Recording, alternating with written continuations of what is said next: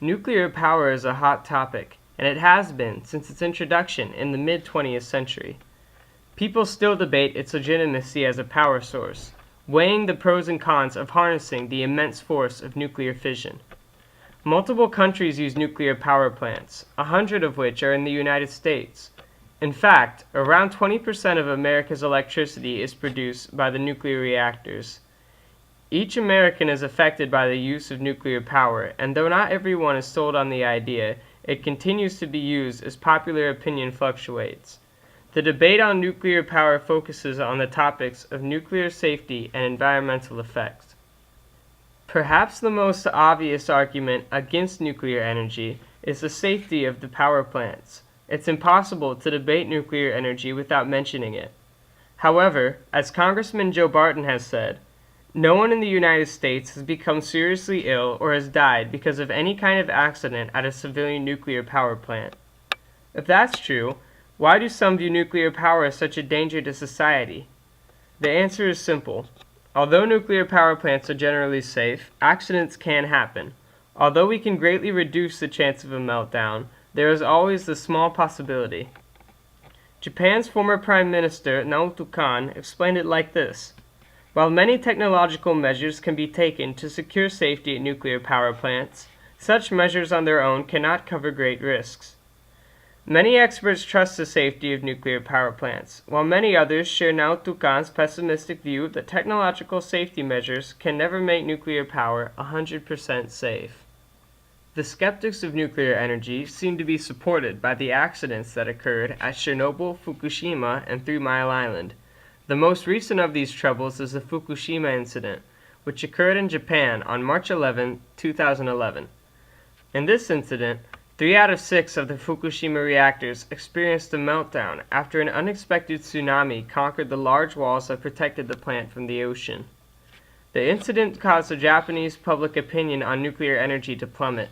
The nation turned from being a strong nuclear powerhouse producing 30% of its electricity by nuclear means to a very anti-nuclear country, producing only about 2.1% of its electricity this way. Another incident, the 3 Mile Island accident of 1979, led to only a partial meltdown, with no detectable effects on health of the public or plant workers, but the disturbing information is that it happened on American soil in Pennsylvania. According to the United States Nuclear Regulatory Commission, this, the 3 Mile Island accident, was the most serious accident in U.S. commercial nuclear power plant operating history. Also according to the Nuclear Regulatory Commission, the incident brought dramatic changes to the way that Americans handle nuclear power, and the safety and regulations of nuclear power plants in the U.S. were greatly increased. However, America must still be cautious, as the meltdowns of nuclear power plants can have severe consequences. The Chernobyl disaster of 1986 that occurred under the authority of the Soviet Union is a good example of the potential danger of nuclear radiation. Although it is well known that the reactor's design was defective and the workers were not adequately trained, it is the only accident in the world of commercial nuclear power that caused deaths related to radiation, and the incident did not go unnoticed. The East and West responded with further industry cooperation, and former Russian President Mikhail Gorbachev was even quoted saying that the Chernobyl disaster contributed more to the fall of the Soviet Union than his own reform program. A process of resettlement of the contaminated areas around the Chernobyl plant continues, and the disasters continue to cast a gloomy shadow over the concept of nuclear power. However, nuclear energy has a myriad of advantages, one of which is its environmental cleanliness.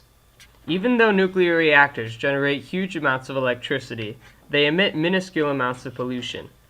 In 2009, American journalist Michael Spector boldly said, "Humanity has nearly suffocated the globe with carbon dioxide, yet nuclear power plants that produce no such emissions are so mired in objections and obstruction that, despite renewed interest on every continent, it is unlikely another will be built in the United States."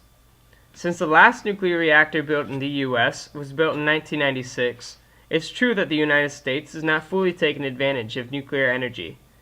This is unfortunate considering that just last year, nuclear power plants prevented 589 million metric tons, which is about 110 million cars worth, of carbon dioxide emissions that would have been emitted by other forms of energy production. According to the Nuclear Energy Institute, a nuclear energy facility's life cycle carbon emissions, including mining and producing fuel and construction of the plant, are among the lowest of any electricity generation source at 17 tons of carbon dioxide equivalent per gigawatt hour, comparable to geothermal 15 tons and wind 14 tons. Although geothermal and wind energy are technically cleaner choices, they are not reliable and need to be used in combination with nuclear power or harmful fossil fuels.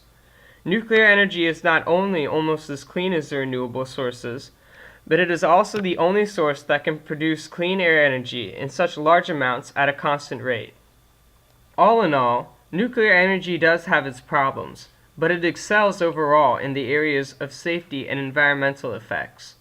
On one hand, Americans must be aware of the possibility of a meltdown, and the regulations of reactors should be carefully established.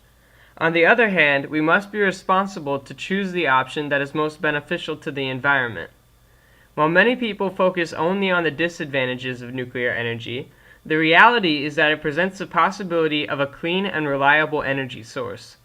Our methods of harnessing nuclear energy are increasing, and new technologies regarding our methods, materials, and safety measures are constantly improving.